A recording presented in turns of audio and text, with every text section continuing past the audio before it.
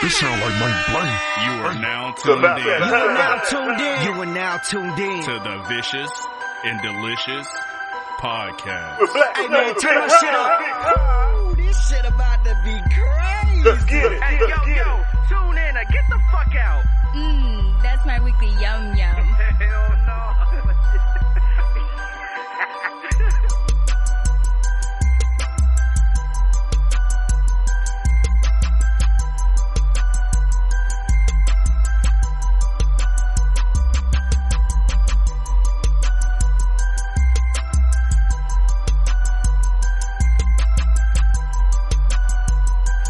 All right, let's start the damn show.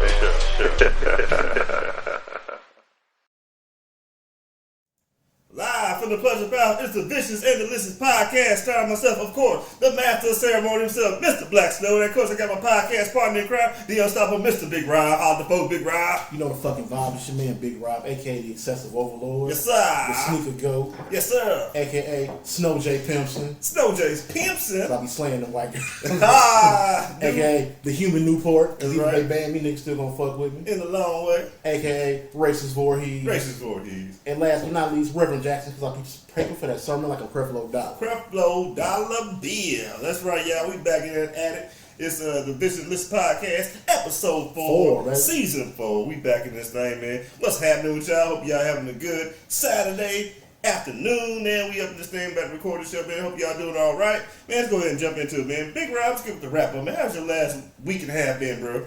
Actually, really well for you, man, on a personal and professional level. Okay. Always good to hear that. Yeah, I always get to know. 2022 has been actually pretty good for you, man. Yeah, it's turning out good. That's Yeah. good. First 6 months, the next 6 months is looking positive. Good, man. That's good news. Good news. Any transpirings happened in the last week or almost 2 weeks? Let's see, anything wild happen? Not really. Well, actually, a little bit. But it didn't happen to me personally. It happened to me kind of like peripherally. Okay, that's awesome shit. And, as you know, I live next door to a local convenience store. Okay, yeah. And I was rolling foot traffic. Yeah, a lot of foot traffic. I was rolling in, give me something to eat. Me as the mayor of Smack City, I gotta keep up with my constituents. There you go. That's how, like I was saying, how they tend to know what I want when I walk in. Yeah. So I walked in, and I get my shit or whatever. This is a bit of a line. I hate waiting in line, so I go sit up at the table they got over there for the Mexican restaurant. Right. So as the line starts to die down, I notice this other older lady walks in who earlier asked me for $1. So she walks in and she complains to the people at the Mexican restaurant that she ate there the other day and her food was cold. Oh, that's always bad, right? Yeah, right. So by the time I notice the line's finally empty, I get up, start paying for my shit. Yeah.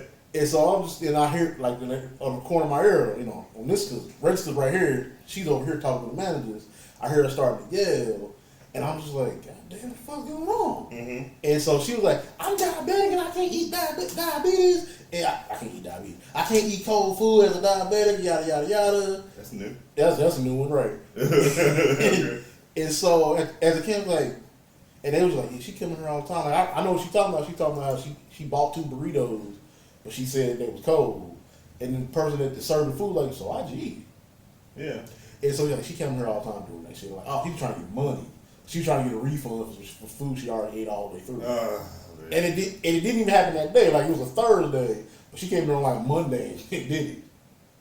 So like, you can't get a refund for food you long digested 3 days later. They run the game on. Trying to run the game on it. So when she realized that the game wasn't gonna work, she got belligerent and started cussing everybody else. Make a scene. Yeah. So by the time I'm walking out, she's like, "You don't want to leave, man." And she's like, hey, fuck you white bitch, and blah, blah, blah, blah, blah. I'm 52 years old, nobody talk to me like that. And then as a camera, she pick up all that shit, and like she started heading toward Walmart across the street on Reno. Yeah. I think, has she been hitting up every store in this neighborhood trying to get money out of people?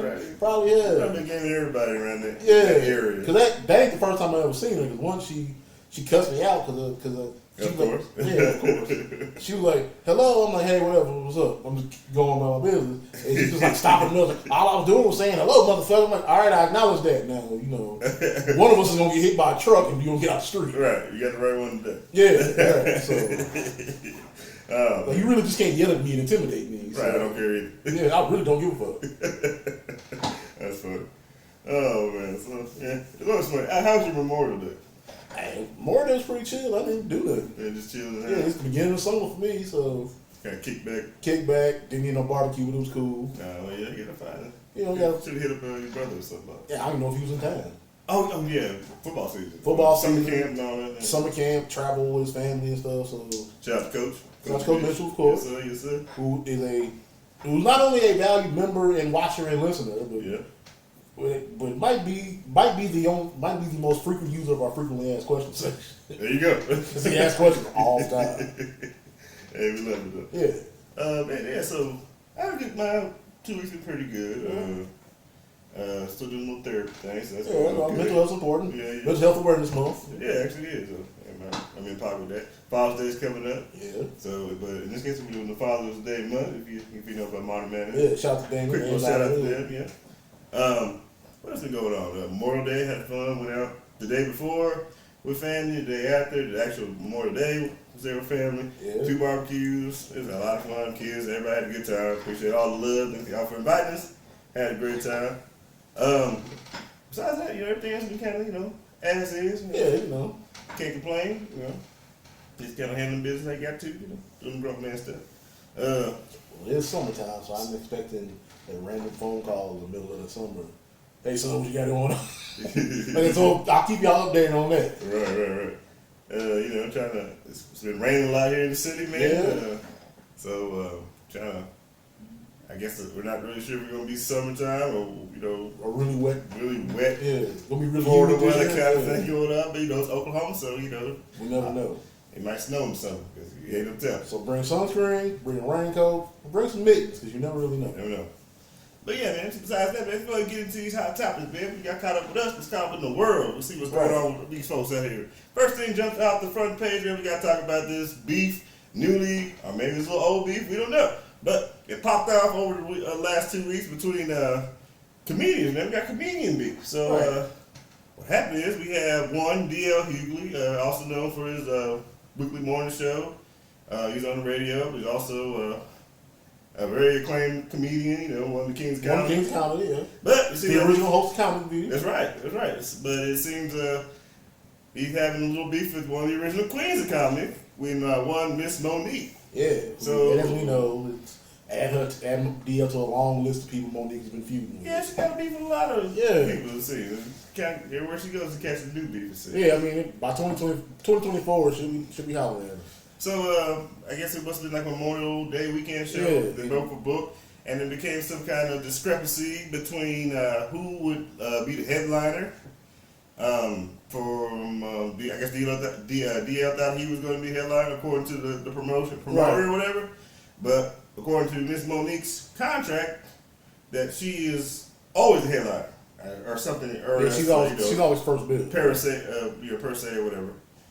So there was an issue where, I guess what happened was, according to DL on his show, if maybe you caught it too, he said, he said I think something like she had to be on stage by 8:40. She got there at 8:30, and then she was stalling, trying to kind of like do it. They said a trick to kind of get this DL to say, well, let's keep the show moving, I'll just go ahead. Yeah. And so after 30 minutes, she finally got on stage, not as a headliner, but she did a whole bit on DL Hughley saying, well, he was, stepping on my toes, and he was a prima donna, and kind of shitted on him. Basically made her whole set about him and being, this, that, and other thing. And from what she said, like he was, flexing his muscle and, stuff like that, And I'm not sure what DL, if he addressed his, that in his set, but, of course he has a radio show. Right, and he has a lot of platforms. And there's social media and everything else, so they're on Twitter, giving their stories and showing contracts and promoter contracts and all that. Once you bring legalese into it, it's a whole thing. Yeah, so now it's a whole, who was in the right, who was in the wrong, and when you put that on social media, everybody's now the jury.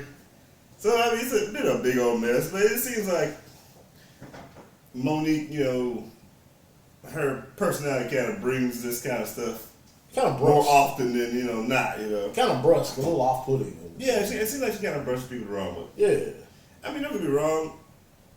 To be a black comedian in that, in the field and trying to, maintain the level. I mean, you have to kind of, make sure you getting equal, which is usually not equal, but getting your just desserts. I would say. Exactly. Most people don't like her the way she goes about that. It seems, and it begs the question: is she just being protective of her, so to say, spot? Right. As wrestling fans, we know that. Right. Or is it she just being extra and being a drama queen or whatever? To use an old term, being diva. Yeah. But is it to be said? Well, if she was a man, nobody would bat an Well, no eye. question is, She'd be bossing up. So I mean, which is a fair point to be totally honest. yeah. So we're not, But there seems to be evidence in her case, and maybe in other comedians' cases too, that this happens a lot with her. Yeah, it just seems like it's a pattern. Big Rob, what was your take on it when you heard about the? Well, first my first thought when this first came up, I was like, "All right, good deal. Stop talking about Kanye because leave Easy alone." But seriously, I thought, again with Monique, Yeah, because it's the shit with Charlamagne, it's the shit with Lee Daniels or Tyler Perry or whoever. It is just like, and that's where it's like, at what point is she the problem? It's just like, you had your moment you had your time. This is 2022. She had her moment in the spotlight. 20 years ago. so the pictures came out in what 2000? 2009. So even before that. And then Kings of Comedy was like 2001. Yeah, and Queen probably came out like 2 years after. So Kings of Comedy might have been like. So I mean, 99, it's kind of like not too far in between the fact of where she blew up. But I mean, it wasn't after it seemed like she had a cold spot after all the issues happening with Lee Daniels, when Oprah kind of and Tyler Perry kind of jumped in the scene. And they were trying to work. I guess she was trying to work something out with Tyler Perry to be one of his movies, and she got or had some issues with something he said, and it seems that Tyler Perry and Oprah buddies. Right, black billionaires run together. Yeah, they click up. Yeah. But, and she basically felt like she got blackballed. Because, I guess the calls were coming in. But, I mean, you really didn't see her even on the small screens for a long time. Yeah, the park has been over for so long. And, she didn't, you figure, she's an Academy Award winner. Yeah. I mean, you'd be still, Nicolas Cage still gets work, An Academy Award winner sticks to your name for the rest of your career. Right, I mean, that's just a notch on the belt. But, it didn't kind of die out for her. And, she said, basically, they blackballed. Right. Which was kind of weird because when she mentioned it, kind of the whole gatekeeper thing. Gatekeepers and, she hadn't really done anything. No. She wouldn't even really do a comedy. Maybe No, a little bit, or nothing at all. Was she touring? Was she touring or anything? I mean, I remember hearing talks right before the whole Netflix thing. Right, which is of course what brought her back to the limelight. Yeah, she must get because comedians they have to they road test and stuff. So they when they start writing, right? They want to do it on the road first. They go do little shows or whatever, test things out, and then when they kind of get together, they'll make a deal, with a TV or a streaming service, or in this case Netflix, and they'll use that material and make a whole hour special. Right. They just try to use the best stuff that they road work or whatever. Yeah, look at the most laughs. But I think she was doing that, and then her, and then her. They also say there's a lot of issues between her and her husband because I guess her husband's like her manager. He's her manager, yeah. And I guess he's like a pit bull for it too. Which you kind of, you gotta get what you want for your client, right? And that's your wife. Favorite Jay-Z doesn't name and dash. Yeah, somebody be the bad guy. Yeah. So everybody knows about the whole Netflix Monique deal. How much, hello, my lovelies. Yeah. How much she wanted and how much they offered her, and and it's it's more stuff piled on. With now she has this stigma of having a bad attitude and not being able to become hard to work with. Yeah, that's the term they love to use. But now that reputation sticks. So. Yeah, it does. Especially with black. It's hard with black actors, comedians, whatever. Yeah. Black women in movies. You don't want to have that stigma over your head. But we got the thing going on with David with D.L. Hughley and with Monique, and then unfortunately, I want to say this happened. Monique said this either online or said it on somebody else's show. She she said during the show she dragged D.L.'s family into it. Yeah. I heard it secondhand, obviously. Yeah, it said something about says things about his wife and his children. I guess D.L. as young, as young women. I guess they'd be kind of grown at this point. To paraphrase, I guess the thing she was calling Jill, he a coward, and then it said, asks us, your wife did such and such. How could you go down on a coward? Fellatio your husband when he's a coward? This really bad thing to say. Which for me is the people who usually say stuff like that. Kind of cut under They go low. They do a low blow. Low blow. No pun intended, obviously.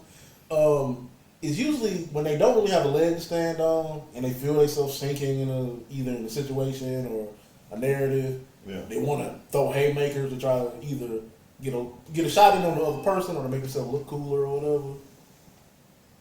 So that's where it comes off as because stuff like that's uncalled for. There's no reason to bring somebody's personal life, like family into stuff. Yeah. It would seem to me that it just seems like when this stuff kind of happens to her, that's kind of her go-to, yeah. Is to direct and then attack. Go towards the things that is already an issue. Like we talked about. Equality when it comes to even male and female actors or people entertainers, and especially black. Pay scales always off. Pay scales off. Black and black female and male comedians. How it's not the same. Right. We both know Adele Givens gets paid way less than like DC Curry. Right. Right. Even I only said that because they're probably likely on the same level of fame and appearances. So it's easy to use that as a reason for being that bullheaded. Right. So and then you kind of make people pick sides. Like who was right? Was DL right for saying, hey, I'm for sure I was a headliner. It says here, but then most say, well, I got a contract, and then now just now which one looks legit, which one doesn't. Right. But at this the is end of the day, like just a one-off show, right? Yeah, this isn't like they're touring together. One night Monique goes on last. Yeah, I don't know if it was. I don't know if it was like a weekend thing. Yeah, the 29th to the 31st. Or DL headlines Friday, Monique headlines Saturday, or some shit like that. Right. Yeah. And then DL had to say because he has his platform. He has right. his show. He was saying like I was people told me not to work with Monique, but I didn't want to go off of what other people said. Right, and then like we had a moment where we actually. We're in the same room together, and she invited. I think it was something like where she invited him to a fight party or something. They got along pretty well. He's like, I'm gonna give her. Doesn't mean, it could be just, kind of what we say, just how the perception is. Might not be who she really is. And then this happens. He's like, man, I should have listened to them. It was all right. And you're and all these problems with all these big name people. Your Oprah, your Tyler Perry, Lee Daniels, Netflix, Charlamagne the God. Right. You're always the common. Nah,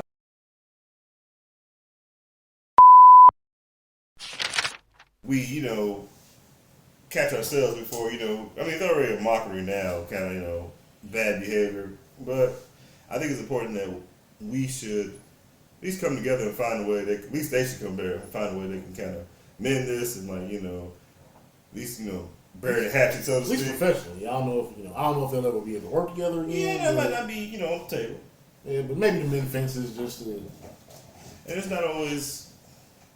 where you can do that, but you can still be, cordial to each other. Yeah. There's a lot of comedians, you can put somebody else on your show. But it would be, it would show more solidarity if they could just, come together and be like, hey, you know what, I was wrong, you was wrong, or, whatever, whatever, I apologize. We shouldn't let this get in the way of our careers, Yeah, get rid of the animosity. Right, which makes perfect sense. Yeah, so hopefully they can do that. We'll keep you posted. Hopefully this doesn't drag on into too long. Yeah. 2 weeks from now. We're still talking about this. Moving on. What else is going on? Sadly, since the last time we talked, we were talking about the mass shooting that happened in Buffalo. Yeah. Unfortunately, since then there's been several more, and one being, they're all terrible, but there's a mass shooting unfortunately at a school. In Uvalde, Texas. In Uvalde, Texas, I believe, 14? No, 19. 19. 2 adults. 2 to 20 children. Yeah, so another I don't know what you call this. I mean, like, because Maniac. Calling it a tragedy or an attack, like, there's no descriptor for it. Yes. It always makes no sense. Another lone gun. I guess lone gunman shooting. You know. Right. Even saying that is playing to a media narrative. Another piece of shit decided to take lives from innocent people. Yeah, most of these people were children, literally the most vulnerable people on this planet. Right. Innocent children and teachers. Like you got kids. And people that's watching and listening. Most of them have children. And when you send them off into the world to go to school, to get an education, to be safe, because that's the only time in their life that they're not with you, that you can't personally protect them, and somebody decides that I'm going to shoot a bunch of kids today. And it's fucking terrible. Yeah. I feel I had a bad life or I had a bad day. So right. So I'm taking it out on the world, on the most vulnerable people. Getting as many lives as I can or whatever. See, the narrative's usually the same. Yeah, it's always, So, I mean, we had, we were dealing with that, then, of course, after that, crazy part is, after the fact, there's been, 22 more, 14, it's between, more than a dozen. It's a number that shouldn't really have to happen. There's been more than a dozen mass shootings since that, yeah. And 2 happening close to where we live. Right. One in Taft, Oklahoma, during Memorial Day weekend party. Somebody basically shot up a block party. I believe there was 2 people I know were, lost their lives. Maybe a few other people were hit. But mass, and then after that, Tulsa hospital got shot up by a lone gunman over, I believe they said he was upset about his medication. Lack of aftercare. Yeah. So he took it out on the hospital. And somebody, I've never had back surgery on, you probably haven't either, I'm assuming. Yeah. But, knowing somebody a lot of people who go through back pain, back surgery is tough, I know. Yeah. But that doesn't really entitle you. Nothing does. To harm other people due to your personal pain. Yeah, I mean, even if you felt like the hospital was cheating you, yeah, bull jobbing you, or whatever, you sue them. You don't shoot a doctor. You don't shoot up the whole hospital. Yeah. And so, unfortunately, I believe 4 people. 4. It was actually 4 people. Yeah. Lost their lives. One, I remember they said one was a security guard, one was a doctor, receptionist, and then one died. I think. Basically saving his wife from being shot, pushed her through the door and held the door. Oh man, it's disgusting, man. And this is just 2 that happened close to here. There's others, like I said, across the country. Yeah. Like in the last 2 weeks since the Texas shooting, there's been 22 other ones. Oh, since the Buffalo shooting. So yeah, I'm sorry, since Buffalo shooting, there's been 22, 14, all in the span of 2 weeks. So I mean. People are saying it's a copycat, but I believe, unfortunately, most people can say it's gone from a mass shooting be stuck in one kind of category, lone gunman going into an establishment. That used to be kind of its own thing. They never really counted urban shootouts, where unfortunately, when you hear drive-by stuff, those are now turning into mass shootings too, or being categorized. So. Of course, the number's going to go up. It drives up the numbers. Because it's the same thing. I mean, the reasoning, as far as some people look at it, is different because the criminal aspect or whatever. But they're adding more. If more than one person is shot at one time in one place, it's a mass shooting, which is good. I mean, that puts an eye on a lot of things. Right. But President Biden, got back. Did another speech about the aftermath and all the shootings that happened after the fact and after Texas, and then of course the gun control question comes up gun again. control debate raises again. Which to me personally is just feeling is it's honestly a waste of time. We had this debate all the time. I'm 35 now. We've had how many times the gun control debate heated up after some shit like this happened? I mean, just the total, mass shootings is it has to be in the hundreds. Yeah, probably quadruple digits. Yeah, and then every year, at least just in our lifetime. Every year it goes up. Yeah, it's just in our lifetime. I just, I don't know if these people are coming more in brazen or what? I don't know what it is. They're more emboldened or just like it just happens more and more, and then it gets worse and worse. And then the locale where it takes place seems to get, more sinister. When you look at it. And then of course, stores, schools, hospitals, man, hospitals and schools, parties, and I mean churches, churches. Thank you. Yeah. This places you would think be super safe places, safer places, sanctuaries, literal sanctuaries. It's not stopping these people. It's like they're out in a weird, sick way. They're trying to outdo each other. Right. Like they want to be the worst of the worst. It's awful. But with the whole gun control thing, I mean, it gets to a point like if they're shooting at schools, shooting up elementary schools. I mean, if anything, that make people want to go everywhere with their firearm, right? Because you don't know when it's going to happen. Like, I mean, that's just the thing about it. Like, which potentially can open Pandora's box for anything. Yeah, I mean, people say gun control, but I understand. People think of it as people are going to do what the law says, but trust me, I know there's so many people who are not supposed to have good firearms have heavy artillery.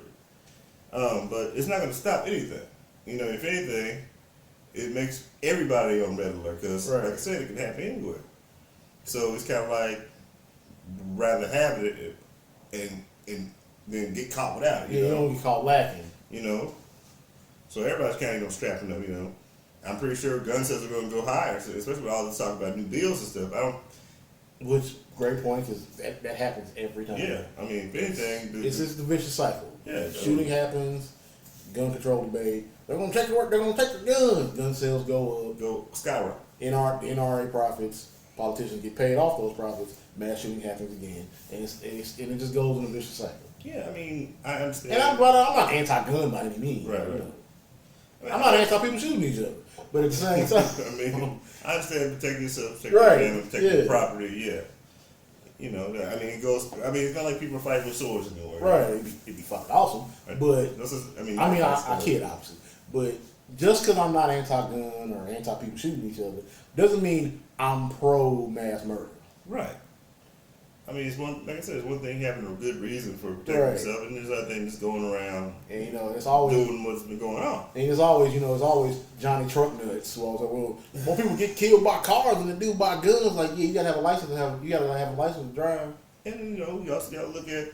And if you get caught fucking up driving, you can't drive no more. Right. You gotta look at you have to have a gun. You have to have the right kind of mindset, the right kind of temperament. Let's say that. Your go-to can't be okay. Blah blah blah blah. Right. And then say, well, my Amazon package is late. Die. Okay. And say he threatened me. A fist to a gun doesn't seem fair. Yeah. If I have a gun, like a bunch of people trying to jump on you, I get it. But if I have a gun, if you have a gun, all I got is a hand with some skin on it. It's situational. Everybody ain't here to fight. Yeah, I'm not. If somebody want to buckle up, you don't want to fight. You might you can give them warning. I'm not here to fight you. Except I'm gonna defend myself with this. And sometimes you don't have time to do that. It's situational, but that's situational. But in these situations, it tends to be someone being actually the person with the gun is the threat. Yeah, it's one thing to be an agitator with the gun. Right. It's not like It's not like to go to the Uvalde thing. A bunch of elementary kids were beating up this guy. Right. He literally terrorized a group of children. Or the guy at the hospital. He didn't.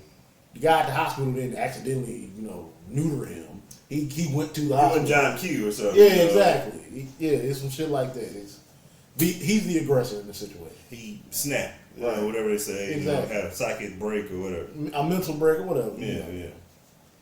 But, it gets to a point where it's always going to be that argument. But, gun control doesn't work because you can't control somebody having a bad day. No. That's the sick part about it. The world's in a perfect place. We don't. I don't have all the background to everybody who's involved, the shooter in these situations, but it's you can have that kind of. That's another thing about those too. Yeah. In the hours after shootings happen, a whole lot of false information gets out. Yeah, they say a lot of things. Yeah. Sometimes it's just total BS. Some people just say stuff to be saying it. Oh, they feel like they're knowledgeable. Right. And then the wrong people get a hold of that information and they try to, and without fail, they tend to throw some sort of marginalized group under the bus and blame them for it. And then use a political thing. Yeah, to you know. something passed. Oh, It's always some kind of, they use it to whatever means they can use it for. For a while Manipulate, things. It was our fault. Then it was Hispanic people's fault. And at least in the Uvalde thing, for about 36 hours, it was trans people's fault.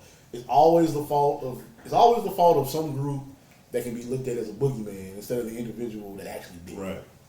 Especially be alone. It's a lone shooter. Yeah. Well, he believed in that, or he was on these websites. Or He listened to Marilyn Manson. He watched South Park. Some shit like that. It has nothing to do with anything. Back in 2000. Yeah. It's sensationalism because it's such a sensational act. Right, and it's always you got to get the story first. Shocking, Right. It's always a visceral thing. Yeah. I mean, anytime you have babies, getting gunned down by assault rifles, right? Like also the access to those people in hospitals. I mean, this is like it's out of a comic book almost. Like some shit you see in a movie. Yeah, right. Yeah. It's stranger than fiction sometimes. Right. And I mean, we could have a whole episode about how people have way too much access to assault rifles. Yeah. And it's in civilian environments. Like, why would you need an AR-15? I mean, people just buy it because it's an AR-15. Right. In a lot of cases, like you're not going hunting, you're not doing anything. I mean, you're not in law enforcement. You're not. No. You're not. You're not in Fallujah. You're not fighting anybody. Right. You want the baddest gun you can get. Right. Legally. It's a very American thing to do. I mean, don't get me wrong. Everybody who likes guns either has or wants an AK-47 or AR-15. Right. I'm not. Let's say they have one. And I'm not saying it's the gun's fault. And it's fun to shoot too. But it's how you use it. I mean, the people with the most guns are usually the same people because they don't use them up. Right. It's to it's fun to shoot AR. It's probably fun to drive a tank. You can't drive it, but I can't drive one down Midwest Boulevard. Right. But I mean, I want to hope and pray that this kind of stuff will stop. But I don't see it stopping. I don't even see it with stricter gun law stopping. It'll just make it a little bit harder for people to get. I mean, think about there's still the black market. There's still other outlets. There's still across the border guns. It's just tough to get handguns. Rifles are easy to get. Yeah, I mean, there wasn't that long ago you could still buy them at Walmart.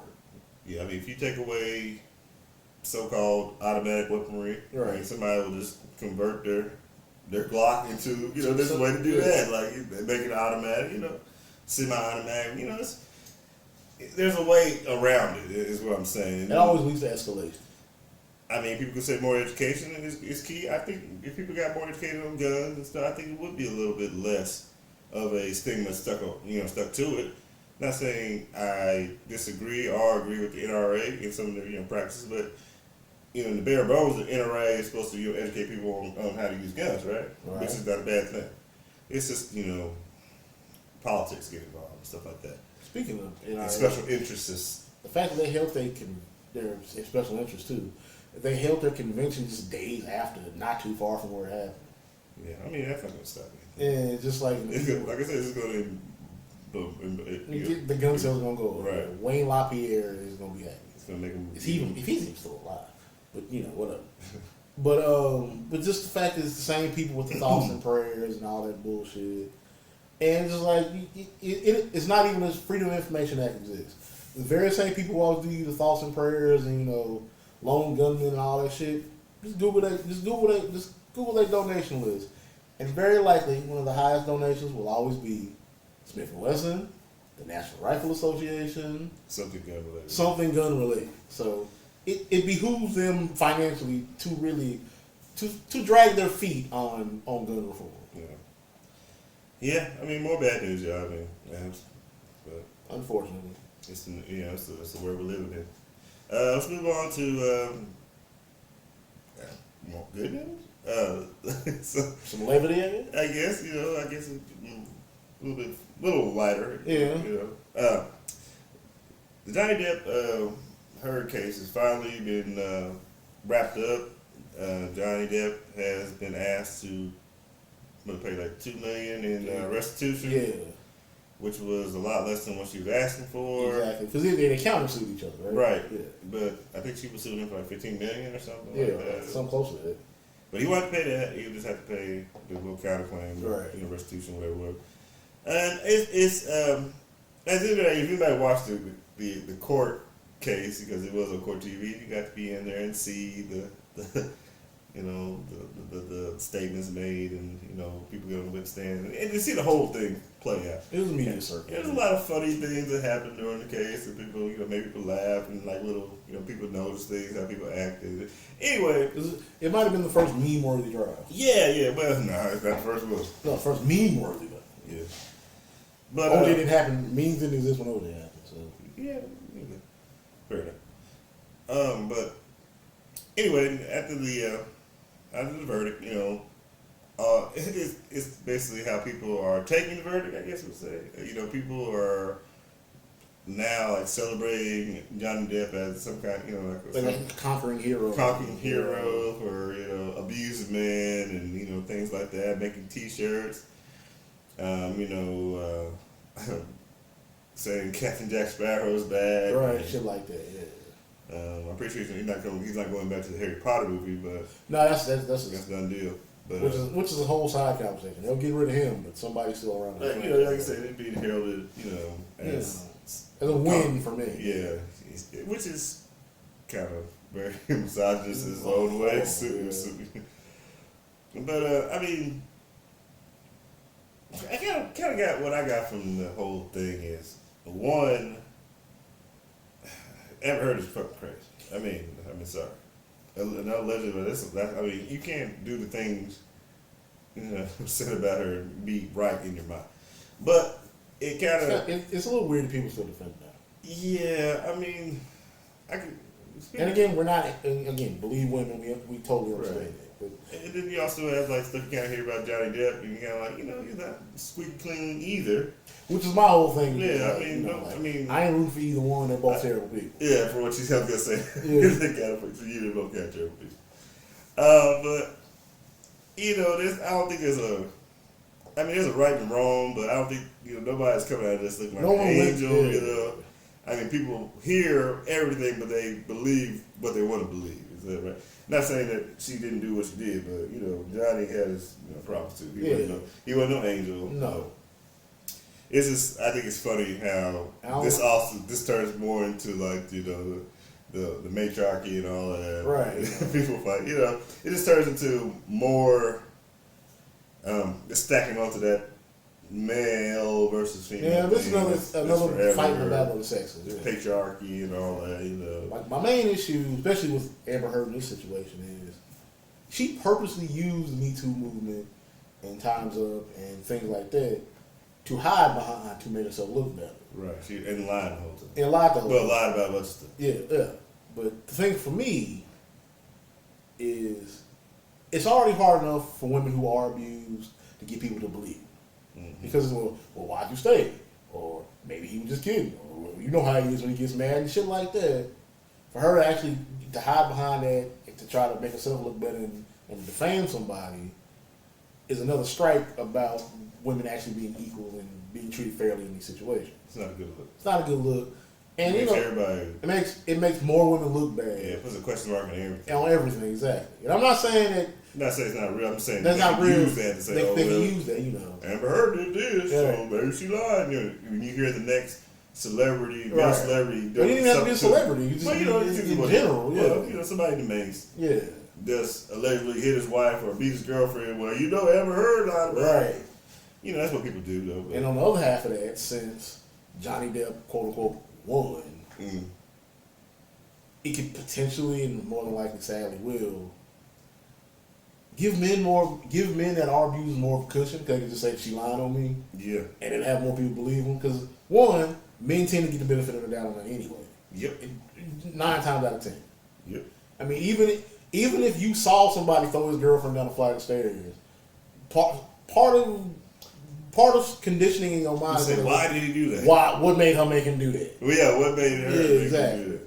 And just because he was quote unquote innocent or lied on this time, doesn't mean that this happened to Johnny Depp. Don't mean that Jimmy. I almost said Jimmy Del Rey. I'm doing like that. Jimmy fuckboy around the corner really ain't smacking chicks around. He saw that bitch lying. Yeah, so. And I'm the new Johnny Depp and shit like that. But he is all yours. Yeah, because I just like, what if he becomes this edgelord hero and shit? Yeah, like people celebrating like he's some sort of hero or some shit. Yeah, all he did was. He is. How the people, of all the millions of abused women's cases that were totally legit. Legitimate. This one time the man you hold up as a shining example. Yeah. Guess he got lied on and right. Blackmail and stuff. Oh, he goes on top of all those because right. if the 1% chance that she could have been that's sort of my way of thinking. The 1% chance that she could be doing all this or making it all up. That one shadow of a doubt, makes all this other stuff is up for question. Yeah. But here's my question for you regarding the aftermath of this. Mm-hmm. Like, she released a statement and shit, which made me think of the whole, I lost, but I feel bad for all my sisters who get abused and shit like that. But you try to exploit those very same people. Yeah, I mean. But to my main point is, do you think he'll be able to regain his career? I think he already has. I mean, I'm sure. I believe he's been forgiven just like that. And don't get me wrong. I mean, I'm not a Johnny Depp hater or anything like that. Like, he's a human just like anybody else. I don't think he did. I'm not saying he doesn't deserve to get his career back because let's be honest. The only reason people were up in arms was because of what she said, right? Yeah. And he's been at the trial. Said most of that was cap. So, do we have any? Besides maybe some other speculations that are not in the court sense where they're on trial. As far as we know, he's been it's not true. So he's been we can't go off of that. So Disney bring him back to the fold. I believe, like I said, that they are writing up the contract right now to bring back. We're going to be a new Pirates of the Caribbean movie coming up pretty soon. Pirates of the Caribbean 12 or whatever. I never saw you movie. I don't know. I think for the most part, and I think in a sick way, I think this is actually going to make him even a bigger step. It's possible, yeah, because it would be like, he's redeemed. Or whatever. Yeah, just redeeming him.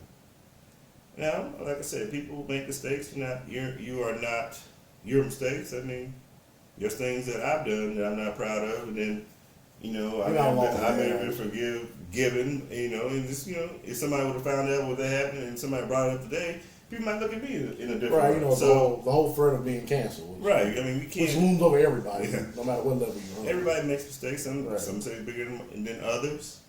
I'm not saying I'm not happy for Johnny Depp. I am. In a weird way, I wouldn't mind to see Amber Heard in a new Aquaman movie. I mean, whatever, it's over. At this point, she still needs to work. But it's always gonna be that standard. They're not gonna be as forgiving with her. Say if it was a man who did the same thing, that's just how it is, and that's terrible too. But that doesn't make her a victim, though. But no, it doesn't make her a victim or him a victim. Right. It's all about how you objectify the circumstances. I mean, some people will see this as super redeeming. Johnny Depp's an angel who walks on this planet. Right. I didn't really realize this because I didn't really pay attention to the day to day. Stuff went viral. I see it, but I purposely didn't want to. But people love Johnny Depp. Yeah. Apparently, he's really likable. Oh yeah. And I've seen a few of his movies. I've never been like, oh wow, Johnny Depp. But I like Johnny Depp. Whatever. I'm just saying, it's just weird. Some people get that. I'm sure Tim Burton will be happy to do movies with him again, but there's been people who've been dolled down and been completely exonerated, and people still kind of look at them on the side eye. So it's weird. If people always thought you were the villain, and if you were a villain, but you were the always good guy, but I'm just saying. I'm not saying Johnny Depp. I'm just saying, some people are automatically treated away, and then even when they're exonerated out of all things, they still look at them like, there he go, or there she go. So mainly, is it more of it's a popularity contest. Popularity or person-to-person thing? Because for myself, and maybe a few other people, maybe a lot of people, I still look at Mel Gibson like, this motherfucker here. Yeah. Just how I am. He said what he said. Yeah, he said what he said, But, it is what it is. Let's move on to some more Hollywood, couple news. Jada Pinkett Smith has finally broke their silence on the Slapgate. That's good. That's a good name for her, right? I wish her breaking her silence wasn't always she did a new episode of Red If Table it Talk. if it went on the Which doesn't kind of takes away some of the sincerity for me, and especially already the Jada haters. And I'm not a Jada hater, but I mean, something you got to call how you call that shit sometimes. But anyway, she basically kind of said, to paraphrase, which is nothing wrong with. I thought she said she thought Will was. I think she said I thought Will was wrong. I think they both need to come together and bury promote healing or something like that. Promote healing. I think as big a star they are, they can do more doing that than having beef with each other. Which sounds wonderful. Nothing wrong with that. I just like I said, it doesn't. Wish you would have said that in March.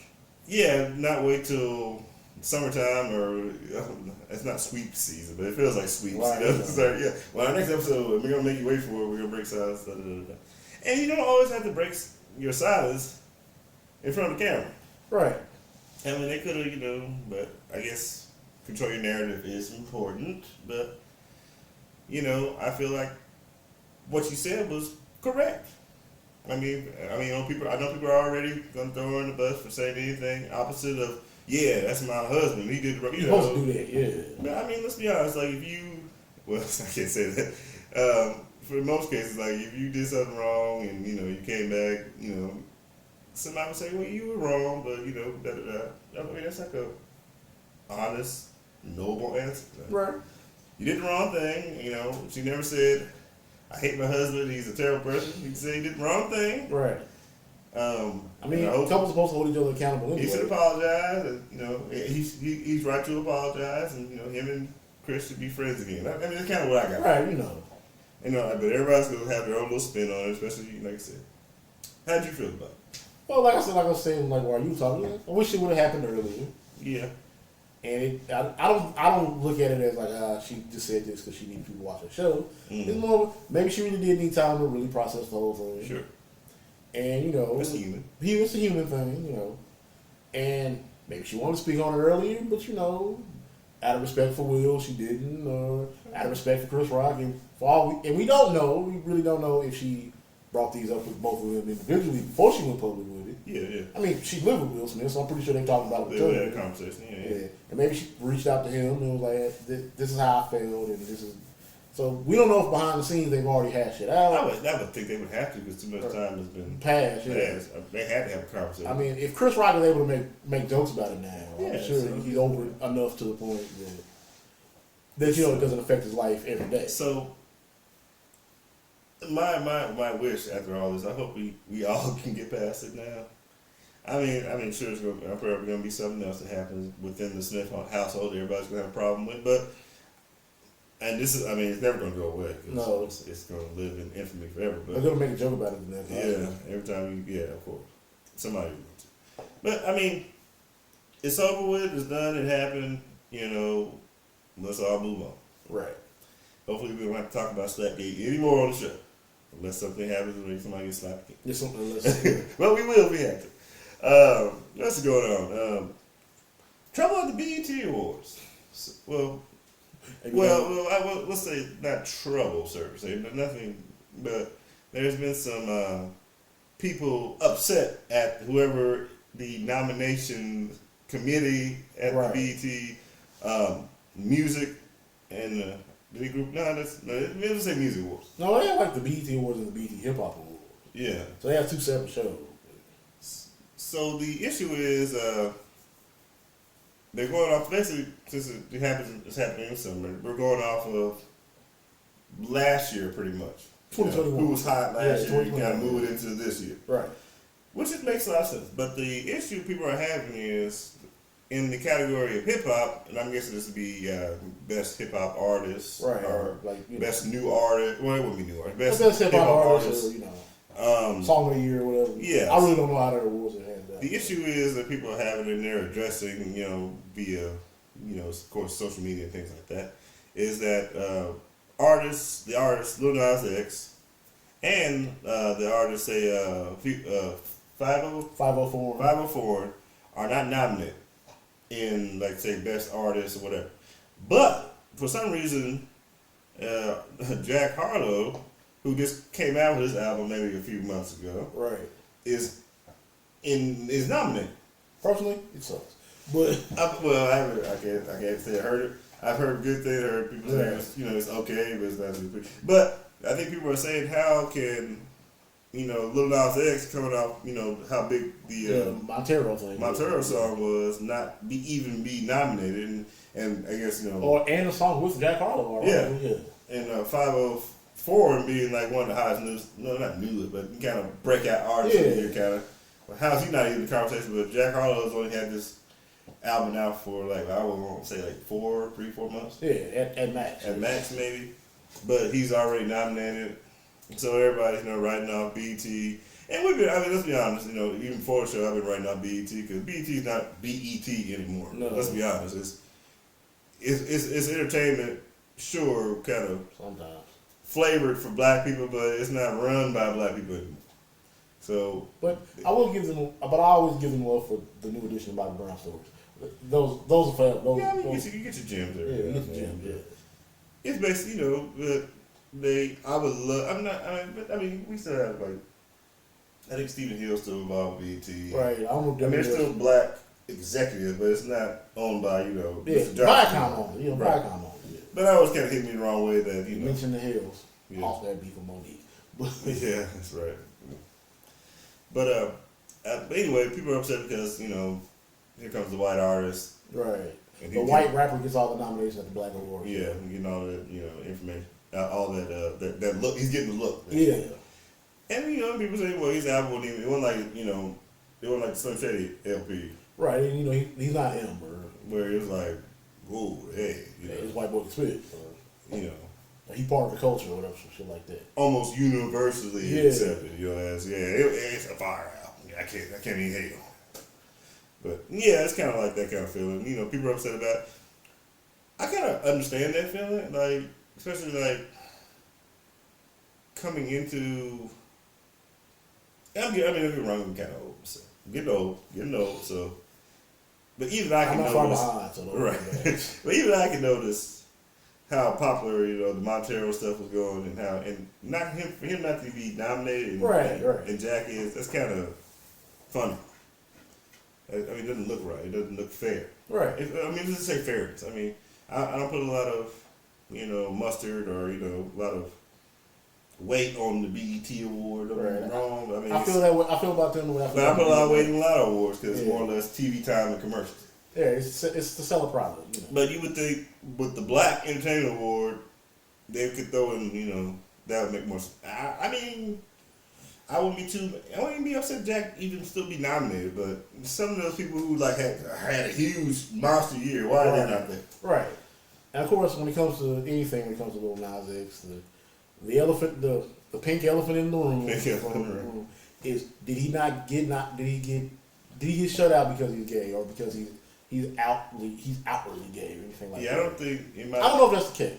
Because remember the last performance he did where was that BET where he kissed the guy on the stage and you had barely anything on? Might have been. It might have been. Who knows? We're old again. Yeah, but I think maybe they're shying away from another kind of moment like that. Right. That's a good line you think about. Because he kind of, let's be honest, he is kind of known for he's going to take his time and do the most. He's doing Madonna-like stuff. Yeah, he's going to get eyes on him. Right. He's gonna do something to make everybody look at it or at least talk about it tomorrow. He lives to make, this still works. He lives to make water cooler moments. There you go. Something to talk about tomorrow. So maybe that might be part of it. I'm not even sure if he's even invited to the show. Is he even going to perform? I don't even know what day they air. Right, I haven't heard anything about him performing. So, but I think there's something to be said about people being upset about that. Right. Let's move on. Kendrick Lamar. Well, we celebrated his album last time. We did the show. We were talking about how excited we were for it. We had a chance to listen to it and really digest the tracks. And it is a very, very layered, thought provoking. Makes you think, makes you question your own. I like to call it a sonic think piece. Yeah, it's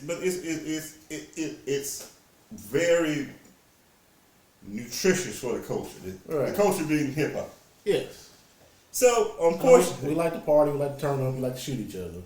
You got to eat your vegetables too, folks. Right. I mean, it should be it's good for the soul. Yeah. But unfortunately, it's been reported that his single, Mr. Moore and the High Steppers, I believe that's one, or one of his next singles, Cry, has failed 87 spots off the Billboard. Right, which is, for me, was a little expected. But I mean, that's a big fall, but you have people like, say, Robert saying, like, it's not really, and he kind of, we talked about this before, Kenny Ray doesn't make songs for, like, he doesn't make singles that are just made for, like, say, anymore, we would think. These are the last 3 albums, but that are really, like, for, like, party settings or, right, it's singles generally, especially in the era we live in now, they're for quick digestion. Right, but I mean, you used to be able to do that, just make it, anything could be a single, but like if you listen to the airways, everything is like, radio. There's a certain formula you hear on hip hop stations. There's a lot of homogenized sound. Yeah, there you go. Very watered down, very kind of same old same. Yeah. Right. Quickly made for mass production. Yeah. Exactly. But nothing on that album is like that. No, not at all. So, it's kind of like Rob said, it's kind of to be expected that, it falls down when people, after they listen to it, there's going to be people who just listen to it because everybody else listened to it, or the fact it was Kendrick Lamar. And, there is a group of people who are turned off by the fact that they can't, for them, they say, they can't, bump it in their car or cruise down or go or hear it at the club or whatever activities they frequently do, it's not really that kind of music. It's not background noise. Yeah, it's not like... And a lot of his contemporaries, even the ones that are great, make a lot of background noise. Yeah. I know people think I hate on Drake, but one of the things that's appealing about him is that he makes these big songs that, honestly, when you really in-depth listen to them, are kind of empty. Yeah, it's like Beatles music, kind of. It's just fancy, kind of. It's well produced. It enters the catchy. Yeah, it's catchy. It enters the zeitgeist. When you really sit down and think about it, he ain't talking about that. He ain't talking about shit. And let's be totally honest with folks. When was the last time you listened to a Drake record, or give me somebody else, a Future record, or anybody who was a bigger artist in this time period really thought this is a great record? Or 6 months later, a year later, you still listen to that. I would say that. It's hard to say, well, this is a great record. Because a great record for some people, it's subjective. It's a great song. Like, I can hear this. They're going to be playing this forever. Yeah. Can I buy you a drink? It's a great song, but they ain't talking about much. Right. That fits that. I would up it up. I would say, when last time you listened to, like, say, a Future or a Drake song, or anybody else you can kind of put in there, that kind of category, and say, right. I feel better for hearing it. Right. And some people like music hits people on different levels. Some people just want that good feeling. Some people want to be entertained. We get that. Right. But some people want to get a different perspective on things, or get that artist perspective on things, and let it be really like super thought provoking. It's funny because Kendrick talks about that on the record. Yeah, he kind of talks about used to be that kind of artist and who he is now, and the difference, and kind of that kind of. That's people, people don't really listen to that part sometimes. He even on the album, he says he ain't Black Jesus. Yeah, he's like, I'm not the savior. I fuck up. Yeah. I ain't Black Jesus. I'm closer to Kodak Black. There you go. Yeah. But people were upset. Speaking of Kodak Black, people were upset that he was featured so many times in the album, which I thought was actually a good idea. Good idea. It makes sense. All right, shout out to my man Tyler. He's a big Kodak fan. When we first became friends, I'm like, Kodak whack. Get this shit out of my face. But he kind of warmed me down and gave me some of his better stuff. I'm like, you know what? I would never say he's a favorite. I'll even say he's great. But you know what? I don't hate a lot of his stuff. Yeah, I think... He's tolerable. He's tolerable as background noise. I think Kodak is a great artist. I think what makes him great is... what makes him great, and also for some people makes him... not tolerable, is the fact that he is authentically that person you hear. Yeah, he is that guy. I'm not saying he's even with some songs are suggesting that he's doing illegal stuff. I'm just saying he's that Florida boy that does, what I'm saying, talks like that, he acts like that, you can see him in public. Yeah. He's doing the Kodak thing. And sometimes that's not his best thing, it is what it is, but he can make, he's kind of like Gucci Mane, he can make a song. Yeah, he just has he has that talent. He just has that talent. And for some people, some people can't relate to, the down south. Shout out to the dirty. world's biggest Gucci Man fan I know. Some people can't relate to like that down dirty south or that gutter kind of thing. It's not for everybody. I mean, Or they like that New York kind of gutter thing. I'm just saying it's like, a different taste. One of my hip hop groups that I frequent a lot, we have this kind of inside joke called regional issues. Regional, there you go. Where it's like, it's a lot of people from Chicago there. And if like some drill nigga do some shit we don't like, that's some regional issues. Yeah, some people like drill music, but Yeah, some people it's repetitive. Or if it's some New York shit, that's some New York. That's some regional issues. It happens a lot in the South though. But I get kind of discouraged. Like I said, back to Kendrick, I get discouraged when people say things like, well, it's not a good album because I can't. All right, I don't. I mean, everybody has their opinion. Everybody has their opinion. This makes them feel like for me, it makes me feel like they're uncultured kind of thing, like a music snob would say. But I'm just saying, again, like, But I mean, it's one thing because I can like all these things too, but I can like that as well. Like, where's your? I mean, you can't just eat that mayonnaise sandwich every day, But you gotta, throw tomatoes and bacon on that thing every day, and some lettuce. Yeah. Gotta dress it up. I mean, but everybody's not as eclectic as speak for myself as me.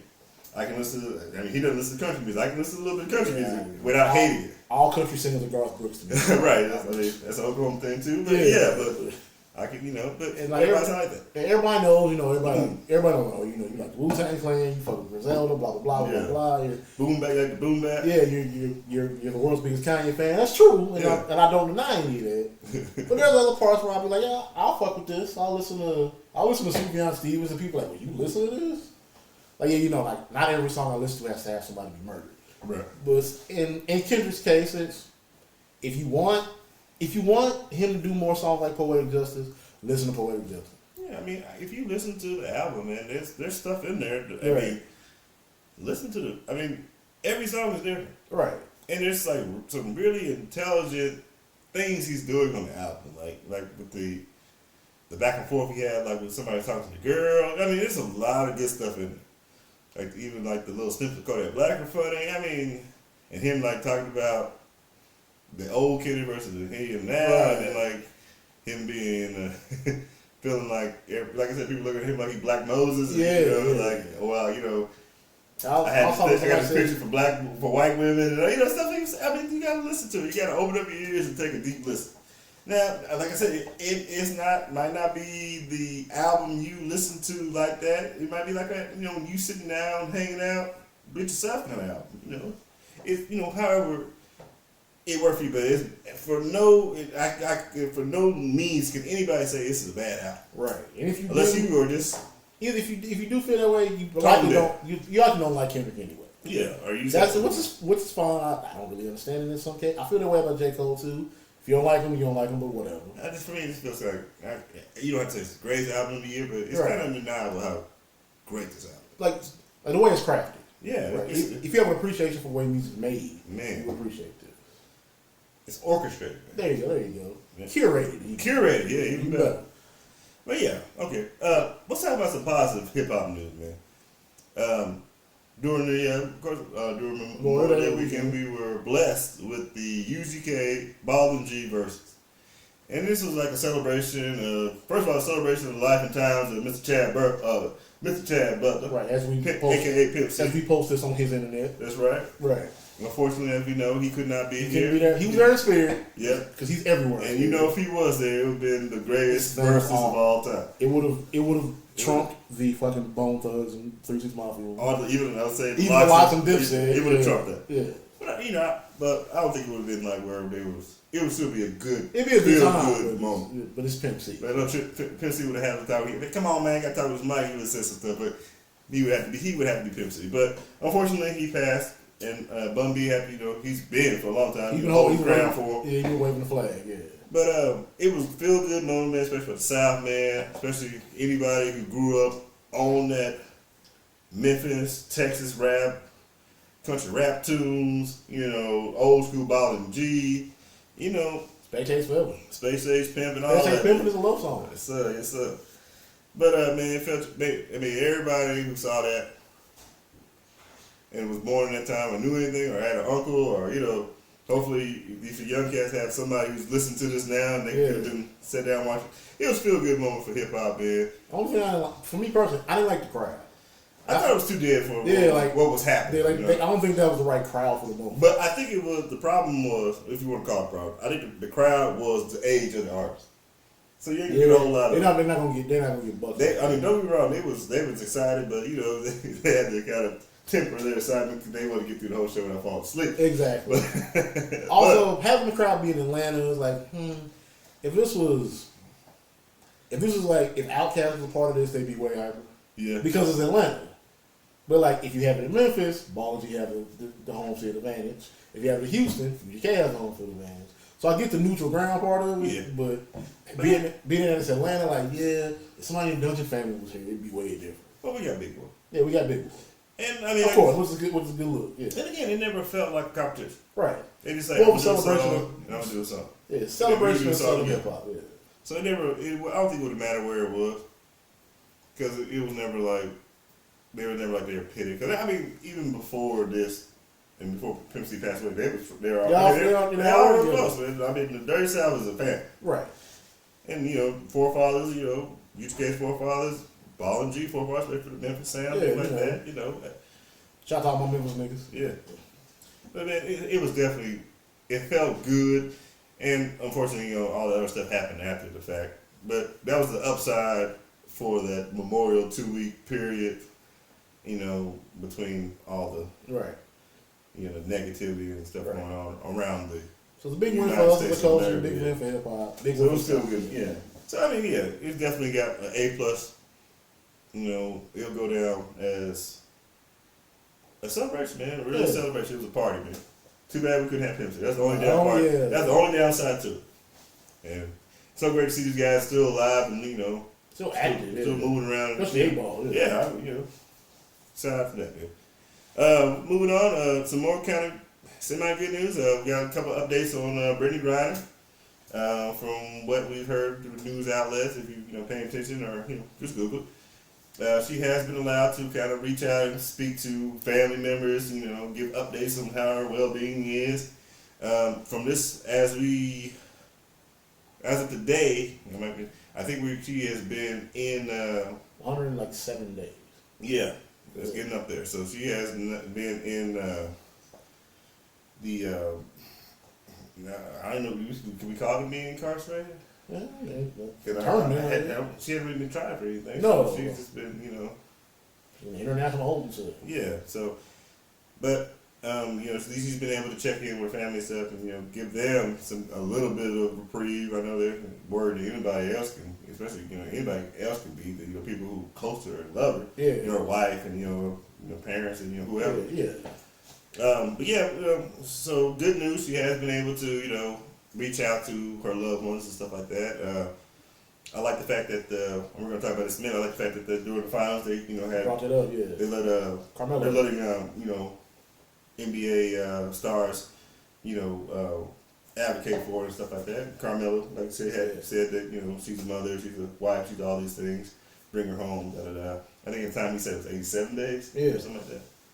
When he shot to whatever the PSA was. But hopefully, Brittany can come home safe, in one piece. I mean, obviously, she's learned what not to do. Yeah. But I think at this point, it's almost criminal how long she's been there. Without anything being charged or anything, solid. But hopefully, we don't have to trade her for the killer guy. But the God of War award. Yeah, the gun runner, yeah. The gun runner guy. But, so that's good news for that. So we're talking about the NBA and talking about basketball. Game 1 of the finals happened this week. Congrats to Boston Celtics. Boston Celtics surprised everybody with a, I would have call it come behind victory, but from after the big part of the third quarter, they just shot past the, I think Golden State maybe, went to the well too many times, and you live by the sword, die by the sword. Unfortunately for them, Horton got hot. A lot of the secondary people on Boston started getting hot hands. Derek White, who was a steal for them at the deadline. So they started, pulled in front, won that game decisively by 14 points. And ironically, they out Golden State. They out Golden State. Yeah. They out Warriors the Warriors. And originally I was saying during the game, like they're playing like Golden State, they need to stop. But I was wrong because it worked out. You said that because I'm glad you brought it up. It's conventional wisdom because this actual matchup in the finals is a case in conventional wisdom being wrong sometimes. Yeah. If you allow me to take you back a little bit, when we started this show a year ago, and before Coach Mitch became a regular, me and him, and since we're brothers, we talk a lot, and we're actually talking about that year's Warriors team. And he said that he felt that they really couldn't reclaim their perch. Mm-hmm. And I didn't say he was right or wrong. It's just that, Draymond was hurt. Steph was coming off an injury. Klay Thompson hadn't played in 2 years. And they were still trying to integrate people that aren't used to their system to playing. Right. And they really couldn't forget trying to replace Kevin Durant. It was trying to replace Sean Livingston and, a lot of secondary. And JaVale McGee and, Maurice Spates and the guys that made that championship run worth it because outside of their big fish like KD and Steph, Klay, Splash Brothers, Andre Iguodala, it was those guys that did all the dirty work that really contributed to their championship run. And he was saying they can't replace those guys. Well, my main thought was, well, okay, maybe trading for Andrew Wiggins was a bad idea. Maybe because maybe Minnesota won that trade. Obviously they didn't. And to see them this year go from possibly a fringe playoff team to back where they belong, and I'll tell you this now, I hope y'all enjoyed those 2 years they weren't around because they're probably over. Yeah. Just get used to them being back for a while. But think about it too. The same thing with the Warriors. Applies to Boston. The king to come back has been Boston all season. Yeah. And they started the year, and I know D'Angelo's gonna love hearing it. Yeah. They started the year. They started off the year in shambles. Yeah. That 2021 team grossly underachieved, and the fact that people wanted them to hang his head on the stick to the point he stepped down, and thought Brad Stevens wasn't that good of a coach, and to him go from the sideline to the front office, bring in a rookie coach, even though he's part of the Spurs system. Mm-hmm. It's like you ain't never been on head coach before, and you coming into Boston. Right. And then they had that slow start, and we were thinking, well, Jaylen Brown and Jason Tatum can't play together anymore. And when Marcus Smart even said that these two don't like to pass the ball that much anymore, and we was like, well, they about to break these dudes up. And then November turns into December, and Boston Celtics got a win for Christmas, and they rolled off to the point that we all talked about Brooklyn because of their star power, talked about Philly because of the Ben Simmons dysfunction. Talked about Milwaukee because, they had the best player in the world and they're the defending champions. People didn't talk about Miami because, their system is their system. Yeah. We didn't really talk about how great Boston played from December to April and how arguably they were the best team in the East. Yeah. And they became a dark horse they might actually become a favorite. And when they actually pushed Milwaukee to 7 and dominated them in Game 7, they might be able to win this thing. Maybe a problem. Yes, and getting past Miami, I know somebody's mad that I said that right now. Come back kids. Getting past Miami, who was depleted themselves, and not only, and people forget about this, that was a close game until the third quarter. Because they went back and forth, and Golden State's quarter is always the third quarter. That's when they poured on and they coached for the end of the game. They just stuck with it. And they coached a little too early this time. And I'm sure Steve Kerr and his coaching staff they smart enough to know, okay, we gotta change this up. If we can get them down by 12, they can come back on us. We gotta get them down by 25. Yeah, we gotta pour it on. We gotta choke the life out of them early. Yeah. As early as possible. You can. They beat that deficit pretty fast. Right, and we forget how strong Boston. Again, not only do they have the defensive player of the year, and look how well Curry was playing the first quarter. Right, he had 6 threes in the first quarter. It was like a record, isn't it? Right, which finals record. Yeah, which is for Steph Curry. You figure out your 3-point record is his. Yeah, but and then everybody was hitting threes too. Yeah, Draymond, he took the backpack off and was stroking him. Iguodala had one. Right. Iguodala was playing well. Right. Klay didn't play that well, but Klay was shooting pretty good. Yeah, but that's at least the first 2 quarters. That's different than change because when he gets hot, it's no stopping. Yeah. So the fact that Marcus Smart, who quarterbacks their defense, basically what Draymond does for Golden State, he does for Boston. Yeah, I see that. He does a lot of coaching. Yeah, and he's like once he was able to basically settle everything down, they were able to get a double-digit win with their best player playing horrible.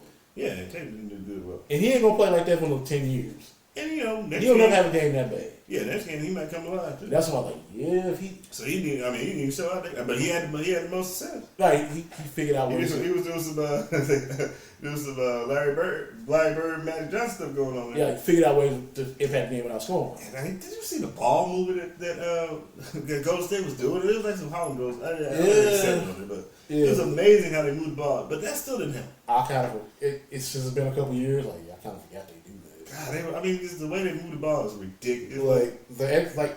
Like they see the extra pass before it even happens. Like how does that fucking? They always know what the other person's gonna be. Well, that's team chemistry. That's the advantage they have over Boston. They have that. But they need that and more for tomorrow. Tomorrow and for the rest of the series. Because I do feel they gotta win this next game. Yeah, I do feel like they gotta win one in Big Town too. You gotta steal one. Now my fault is I still think the Warriors will win the series, but I won't be shocked if Boston has a 2-0 lead. Just based off of Tatum's gonna be really aggressive and probably gonna find the shot early, and that might start the ball rolling. I don't know, man. I think Golden State can come out. No, I feel that way too. But I just feel fire tomorrow. But like I said, Tatum has yet to have his game. And we haven't seen the hot Tatum yet. Yeah, and Jaylen Brown he got overshadowed by Al Horford. But Brown had a good. He had a quietly. Everybody had double digits. Yeah, and Al Horford turned back the clock. Except for Tatum. Yeah, and Al Horford turned the clock back. Al Horford couldn't miss, man. Yeah. That old man shot, man. It was over. Man, he's back in Atlanta on that. Fuck that. He's back in Gainesville, and Joakim Noah was protecting the rim, and he was able to score. Yeah. Like damn, he couldn't miss. He got hot. Is he playing Golden State? Or is he playing Tennessee? Bro? So last stuff to be excited about. I'm not gonna relent on my prediction. I'm still gonna say Golden State 5. Yeah, so they can give them the I'm jump. gonna say they're gonna get this one game, and then Golden State's gonna figure it out. And I might be wrong. I'm pretty sure I'm gonna get cussed out by all my Celtic friends and right. It's cool. Followers. That's all right. I'll take it like it's it. It's cool, but in the weird way, I'm usually right about this. Yeah, he picked Milwaukee last year, so I feel like it's gonna be very competitive, and it might go full tilt, it might go 6. I just feel like they're probably both gonna still game. I do kind of want them to go that long because this, make it more exciting. More basketball for me. More basketball, yeah. Yeah, so I feel like Golden State, I guarantee will win Game 4. Yeah. So I can see Boston has an early lead before Golden State, gets together. Yeah, but it's definitely going to be must-see TV. Yes. Must-see TV. And I feel like, nobody's talking about this, I feel like Andrew Wiggins is going to have a big game. He hasn't had one yet. Yeah, he's had one all playoffs, but he didn't have a big game in Game 1.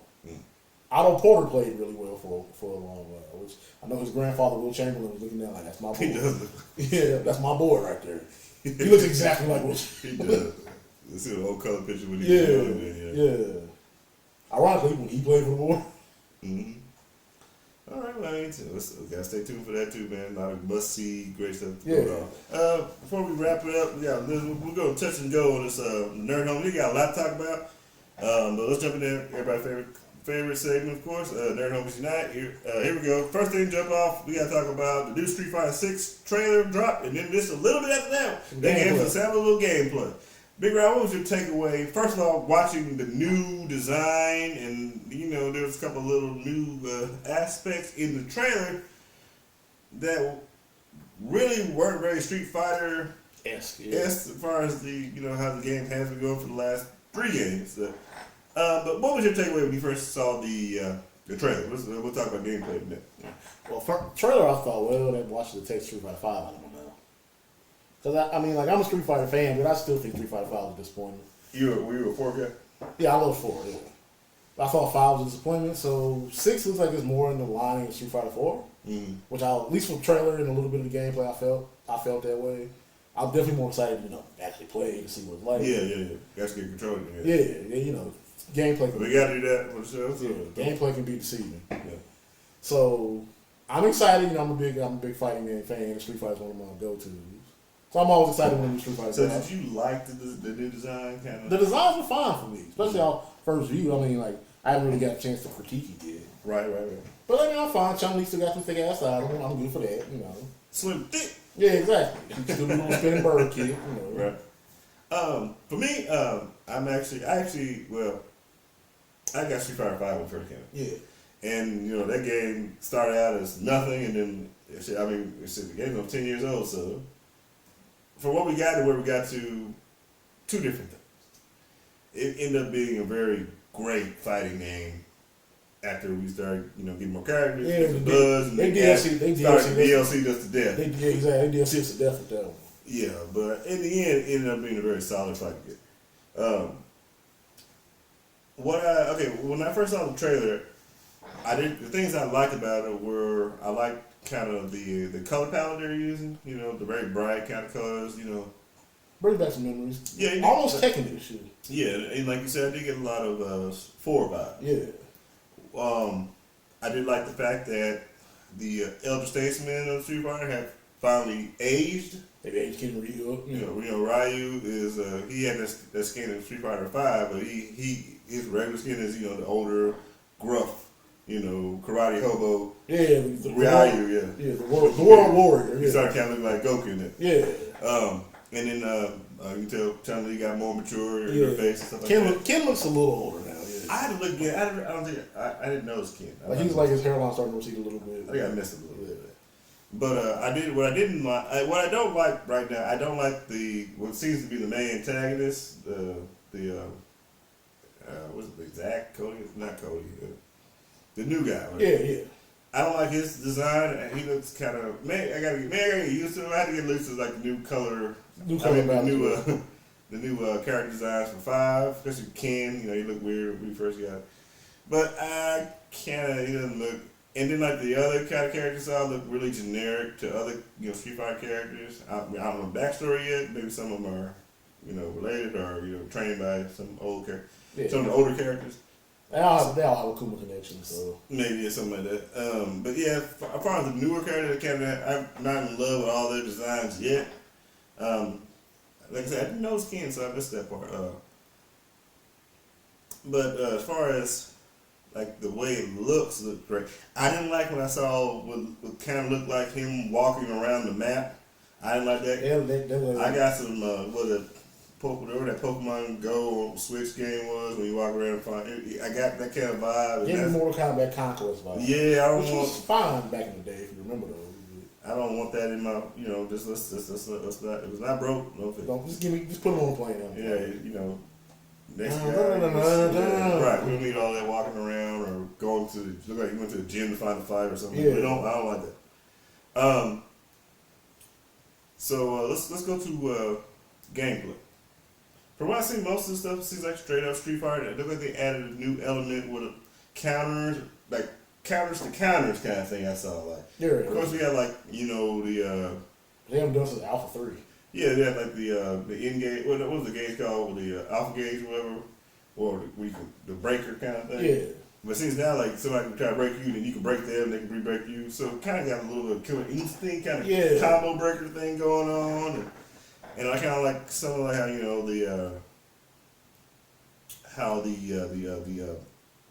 the stages looked. I thought it looked very crisp and, you know, basically kind of like modernizing a lot of places, because you saw like Metro Cities in there. Yeah. And, you know, they got the big statue of Haggard in the back, Mayor Haggard in the back. I think you see like a bunch of like little hints to like the Capcom, you know, as a whole universe stuff, which is cool. I can appreciate the little, you know, nose in there, yeah. Yeah, I do want to know what the new version of Shadow Law looks like. Right. Yeah, just to see how they update it. And I wonder who like the big bad is, you know, with, I guess.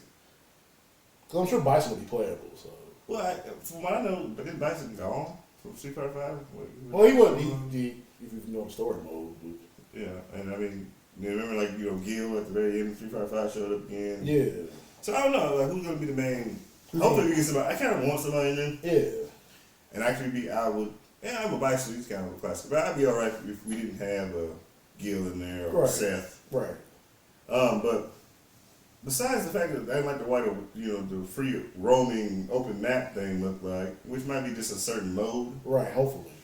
Maybe that's for mobile. I think I like where they was in the gym waiting for a fight. That was kind of cool. It looked kind of looked like where you were trying to find the match screen. That looked kind of cool. Yeah, it was like I like that. Yeah, I like that. Gameplay, like I said, what would you take from what you saw? Well, like new mechanics. new mechanics, definitely, since Capcom takes pride in Street Fighter players being actually polished. Yeah. Like button mashers get punished. So Now, let me say, did you notice this? So you remember, like, during the gameplay trailer, they showed, like, say, Ryu when he did a fireball. It looked different. right, It was like he kind of held it from him. the Hadouken looks different. Yeah. It's like he threw it different. It didn't look like, it almost looked like. But that might not even be gameplay animation. So Yeah, I got like a Tekken, like a Tekken vibe. right, because you know, or Mortal Kombat vibe. because they combine universes for Tekken. It wasn't like you like an automatic came out like Hadouken, yeah. He's like, it's like a lot of build up. Yeah, maybe it might be a little more complicated on this one. Yeah. Hopefully not, because what made Street Fighter one of the greatest fighting games was the franticness of it. Yeah. Because everything before that was super slow. So hopefully they don't go take a step back, but by doing something like that. And it might have been like hopefully that was just like a trailer thing, Right? That wasn't actually in game footage. So the fighting game trailers over the years have taught us anything. Like, It's hard to it's tell. not a big game. It might not be obvious. Right. And they're still working on it. Right. But yeah, I'm kind of wary. I'm kind of excited at the same time. Hopefully, like I said, those mechanics that I think might not be what in-game mechanics really look like. Right. It's more like them showing stuff off and showing the new animations and things like that. And like I said, I did kind of feel like some of the newer comers they showed look kind of generic for me. Well, I guess you got to kind of find their personality because, very Street Fighter kind of very personal. They have their own personality, their own kind of look, Yeah. their own attitude. So you kind of like dating. You got to kind of get to know them. Right. So hopefully it's kind of like one of those. And like I said, when first Street Fighter 5, I didn't like some of the new characters, but you got to kind of play with them and see them more often, kind of learn, kind of Right. get appreciation for it. Anything else? On Street Fighter front, waiting for the release date, obviously. Yeah. Did you see the new Final Fantasy game trailer? I actually have. I guess they're doing the big PlayStation, what they call Uplay, wherever they show up. It looks fantastic. And I guess the new game is going to focus a lot on the summons. Okay. Almost where I think it looked like every character had their own summon monster, like the original ones, Right. Bahamut and Titan and all them. And it looked like everybody had their own. And it looked like maybe like the summon monsters were at war with each other or something like that. Okay. Also saw they're remaking the Resident Evil 4. I saw that. Yeah. That looked pretty dope.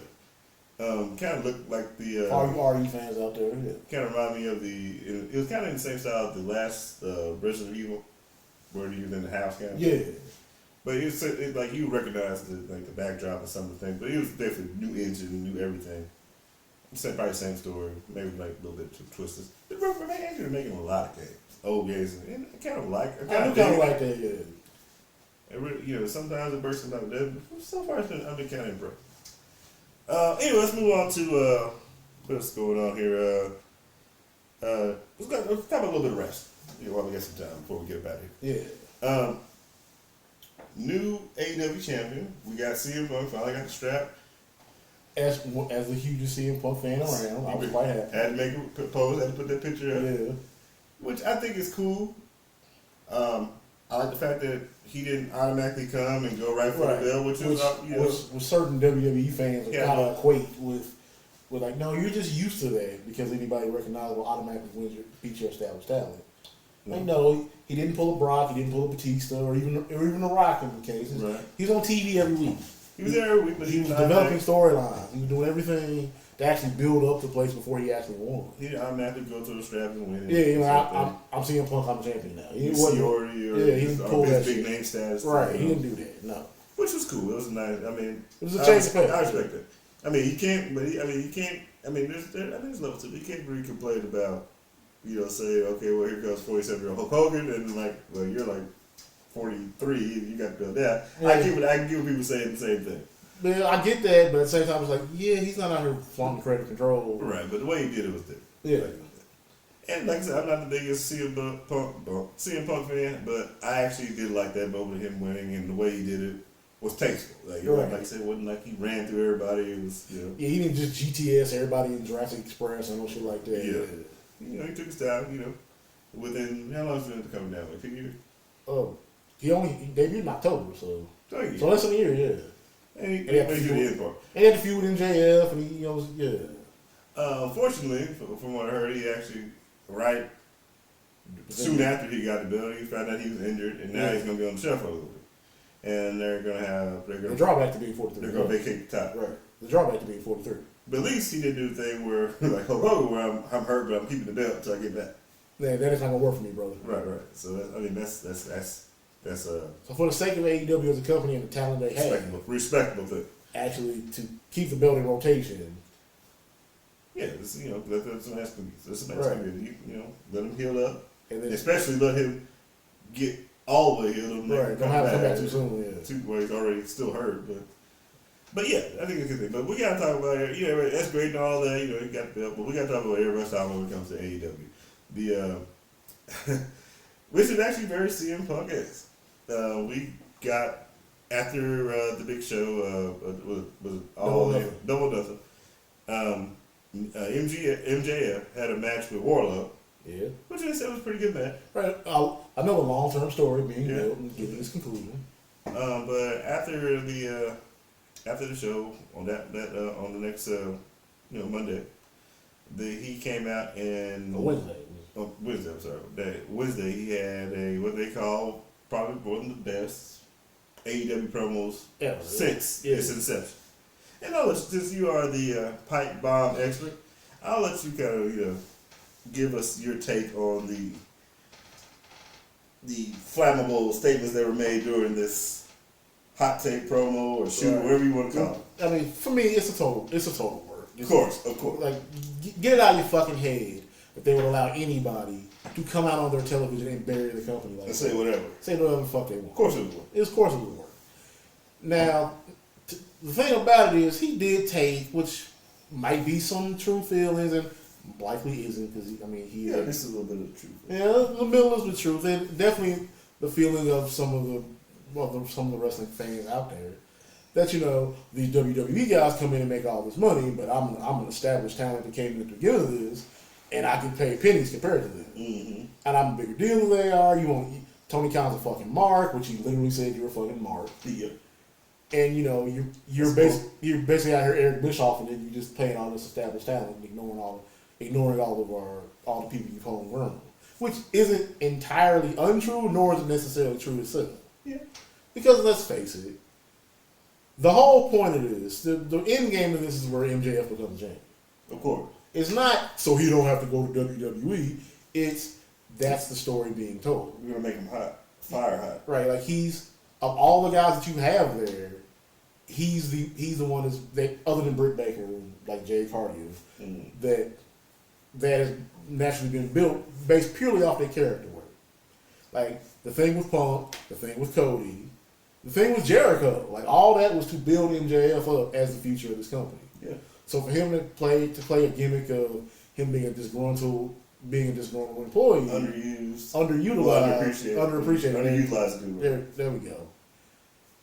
Plus he put Warlow over to make him a star himself. Yeah. That gives him carte blanche to come in, and he can be, if you wanted to do the thing where if you wanted to make him babyface without him having to change his character, this is the way to do it. Yeah, make people get on the side. Make people get on the side where he can be the guy that champions against the guys from up north coming in for these paydays. Yeah, controversy set. Yeah. Or if you want to keep him heel because people just like the way he does shit, having him bury the company as if he's bigger than everybody, he should be paid more, is the way to do that too. Just turn him into a tweener. Yeah, but basically. He'll be booed by some people, he'll be cheered by some people. Yeah.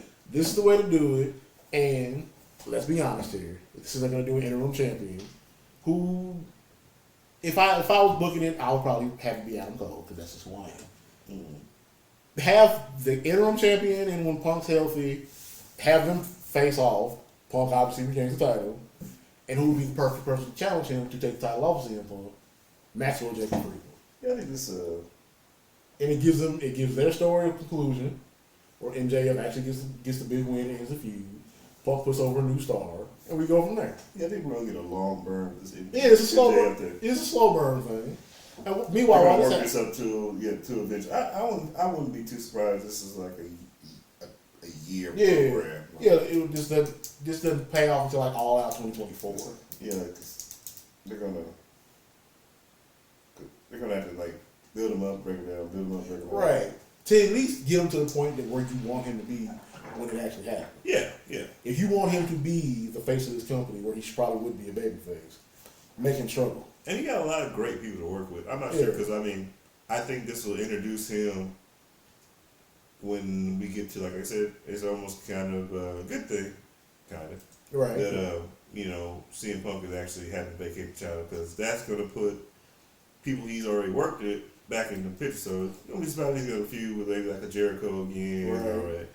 or Warlow, or maybe Adam Cole, like you said.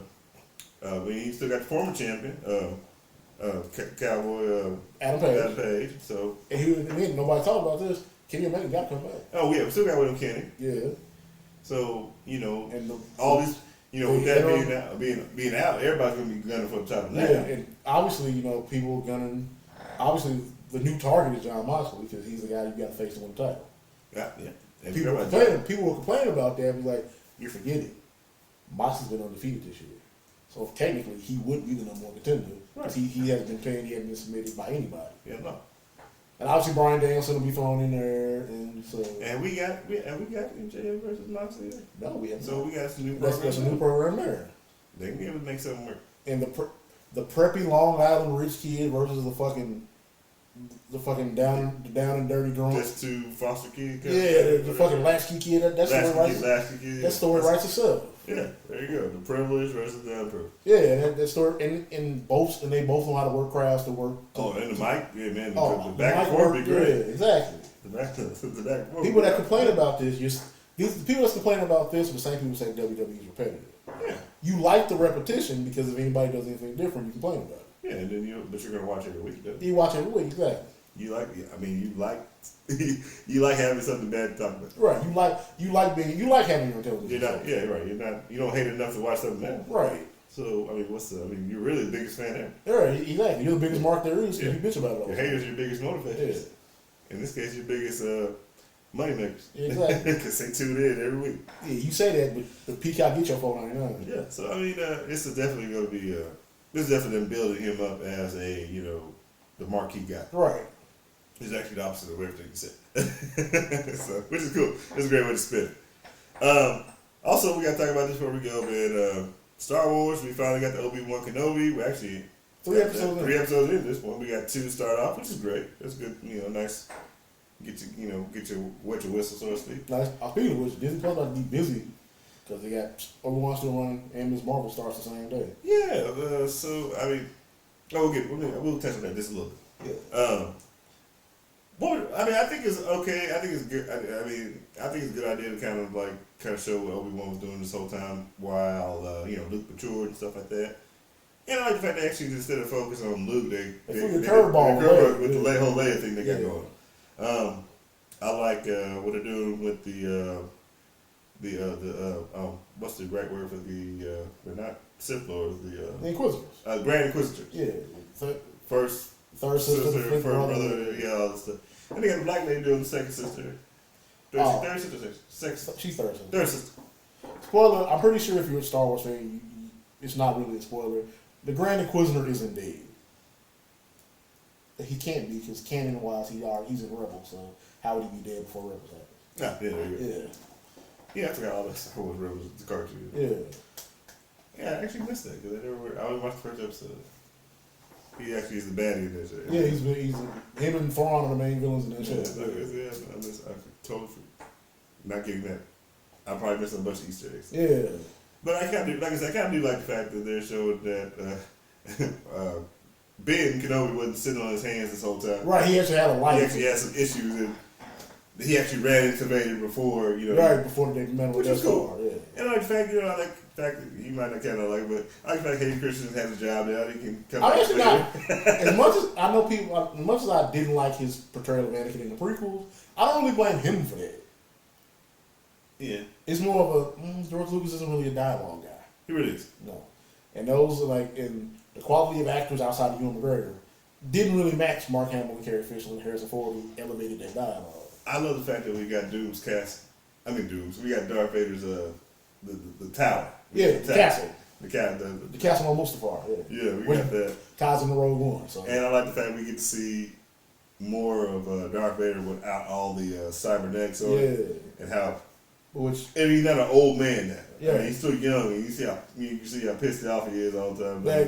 Which actually taps into the pain of being Darth Vader, because when the cybernetics put the suit back on him, like he can't breathe. So when he gets out of the tank and they take the tubes out, he has to hold his breath until the suit's on because he can't breathe. Yeah. So it's like he's literally dying trying to stay alive before he puts that suit on, which taps into his hatred of Obi-Wan Kenobi. He has no appendages. He has no legs. No. Everything's cybernetic. Which of course makes him hate Obi-Wan Kenobi even more, which makes him gives him more incentive to try to find him. Which why if he had an opportunity to kill him, he didn't. He tortured him because he wanted to drag it out to let you feel what you did to me. Yeah. So now he's definitely trying to kill Obi-Wan. Right. Which is great, and like you said, you get that Vader fix, man. Right. And you kind of takes you back to I don't know if you read the comics. The Vader stories they're doing. I think Marvel's doing. Yeah. And you get some of these backstories and stuff, and then I like what they're doing with their sister, where she's trying to be. Basically, I think she wants to be Darth Vader's apprentice. Yeah, she does. And everybody wants to be the kind of secret apprentice for Darth Vader. Yeah, which is funny because it's even funnier. He don't give a fuck about the Inquisitors. He doesn't.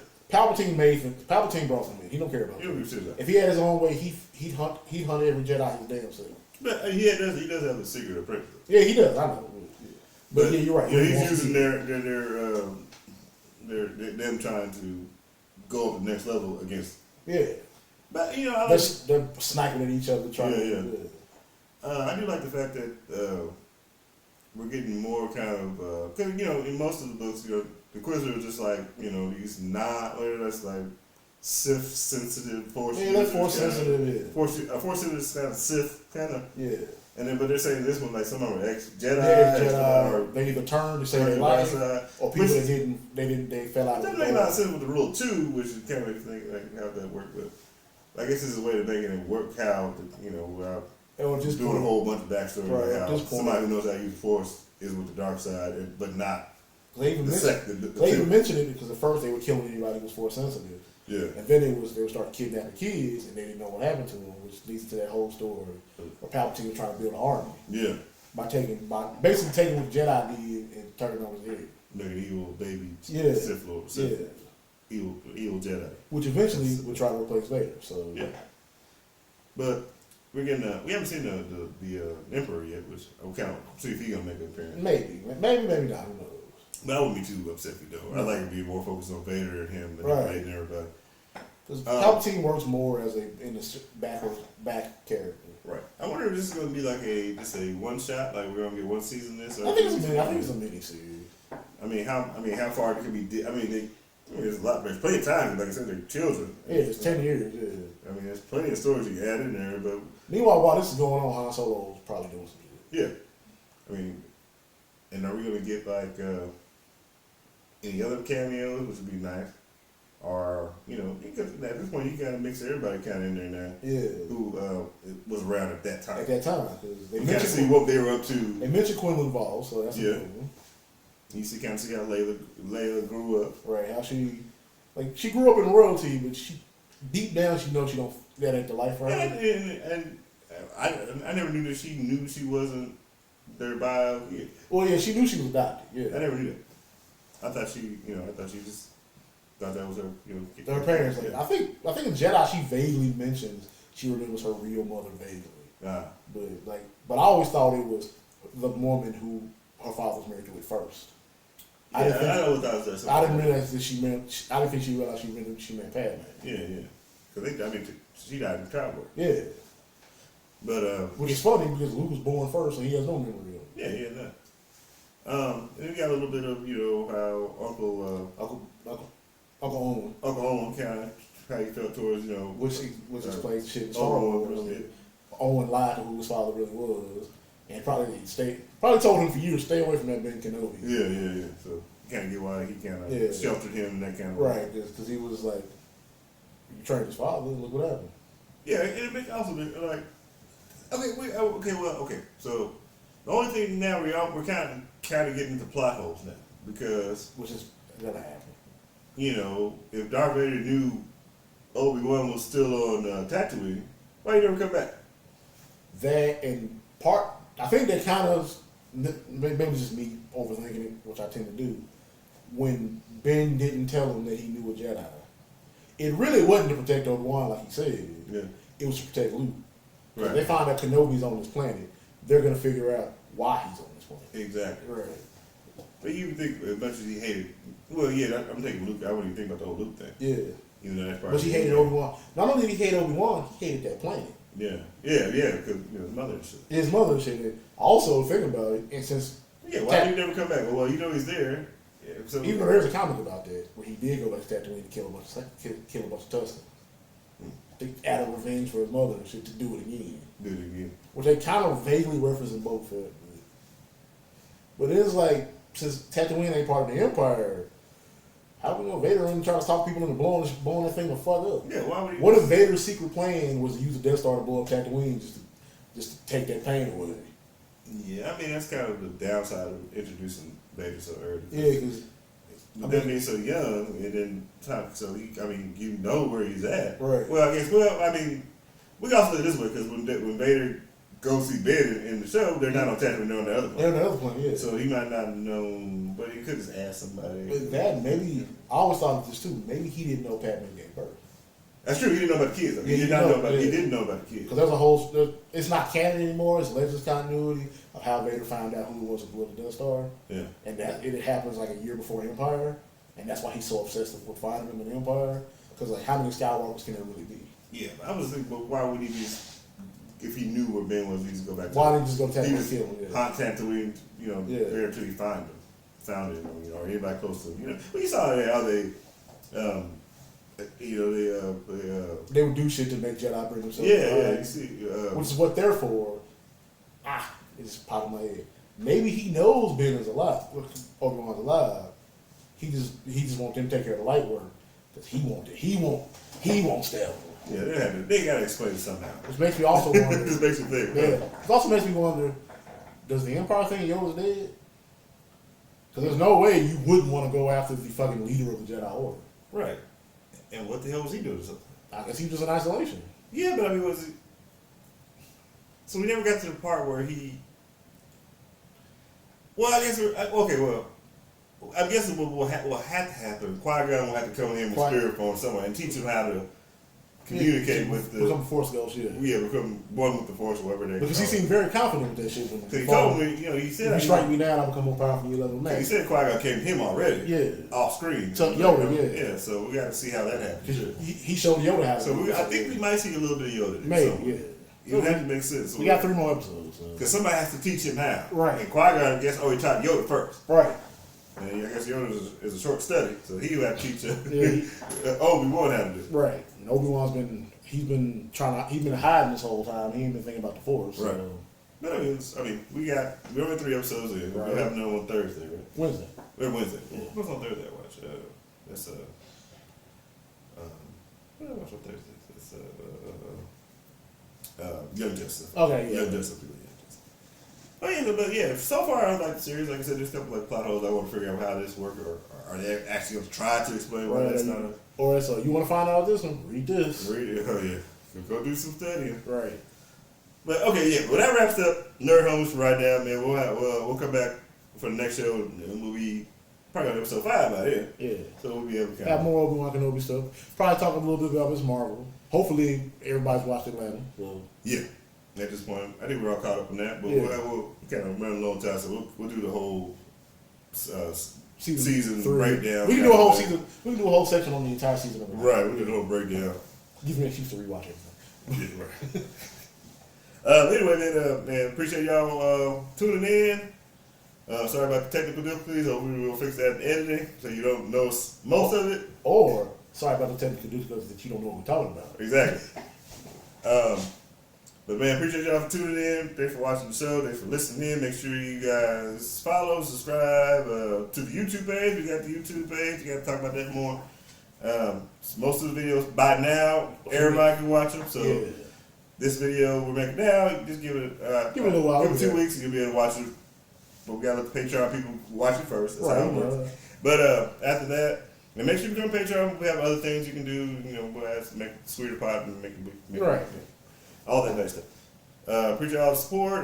Big Rob, you got anything you want to say, brother? Oh, of course, happy Pride Month, first of all. Happy Pride Month to everybody. Stay safe out there. I know the world's crazy right now. Man, please. It's summertime, stay hydrated. And of course, avoid the bookies, beloved. You got by all means. Especially right now. We didn't talk about it in this episode, but I saw that report about the county. Which one? They did like I don't want to say wellness check, but like a status report of how they run the county. And like inmates got to clean their room with shampoo. Yeah, it's pretty bad. Yeah, it's getting worse. You don't want to go to Oklahoma County. Yeah, so avoid the bookings definitely right now. Man, by all means. There's something too. It's hot. They know they seen that motherfucker. Shoot, make sure y'all do all the... Wear sunscreen. Take care of yourself, man. If you're going to... if you protect yourself with a firearm, educate yourself. Don't think you're Dirty Harry or stupid shit like that, man. Right. But I understand carry one. Be careful. Make sure you conceal carry because people will take the gun off your belt. Let's be honest. It's Oklahoma. Depending where you at, that's what's going to happen. But yeah, man, take care of yourself, man. Take care of the people, take care of you. That's the most important thing. Be the best you can be. Be a better you tomorrow. Support your friends. Support the friends that support you. Tune in, donate, subscribe, share, like, comment, man. We'll do some more gaming stuff coming up pretty soon here too, man. Make sure you catch the old videos of that. Look out for more big things we're working on down the pipe. It's gonna be our biggest year ever. We promise you that. Besides that, man, take care of yourself. But either you're gonna be good or you're gonna be good at it. And we out here. This Podcast, Punch Pals on the move, baby. And we gone. Take care of yourself. Be gone.